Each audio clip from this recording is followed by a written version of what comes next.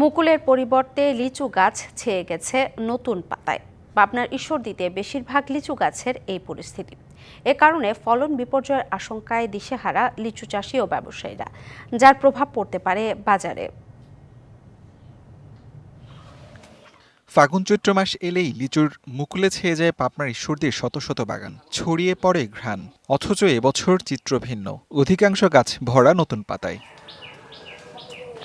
উপজেলার মানিকনগর, মীরকামারী, চরমীরকামারী, কাদিমপাড়া ও আওতাপাড়া গ্রাম ঘুরে দেখা গেছে এ চিত্র। এতে ফলন বিপর্যয়ের শঙ্কায় বাগান মালিক, চাষি ও ব্যবসায়ীদের চোখে মুখে দুশ্চিন্তার ছাপ। এক বছর তাকায় রয়েছে, এখন ফাঁকা গাছ, এই গাছে কোনো মূল নাই।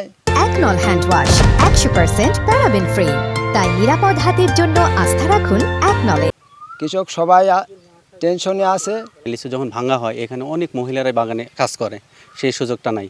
কারণটা হচ্ছে এবছরে অন্যান্য বছরের তুলনায় এবছরে কোনো মুকুলই নাই। যেভাবে আমরা লিচু চাষ করি, অন্যান্য বছরের চাইতে লিচুর ফসল এবার খুবই কম, তারপর লিচু নেয়। এই পরিস্থিতির জন্য অসময়ের বৃষ্টিকে দুষছেন কৃষি কর্মকর্তারা। আশ্বাস দিয়েছেন ক্ষতি পুষিয়ে নিতে চাষিদের সহযোগিতার। এবছর বিক্ষিপ্তভাবে আমরা শুনতে পাচ্ছি লিচু ফসলের মুকুল তুলনামূলকভাবে অন্যান্য বছরের চেয়ে কম। আমাদের অবজারভেশন হলো যে ফেব্রুয়ারির শেষ সপ্তাহে একটা লেট বৃষ্টিপাতের কারণে নতুন পাতা গজায়, তখন গাছের মুকুল বিপর্যয় দেখা দিতে পারে।